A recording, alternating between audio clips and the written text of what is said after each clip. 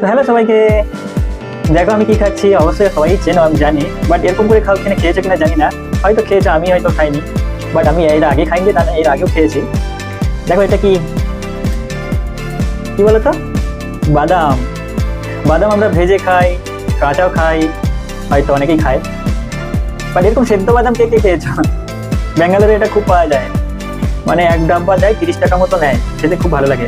ভেতরে লবণ লবণ লবণ জলের ভেতরে, লবণ জলের ভেতরে এটা সেদ্ধ করা হয়, দারুণ খেতে লাগে। আমার তো খুব খেতে ভালো লাগে।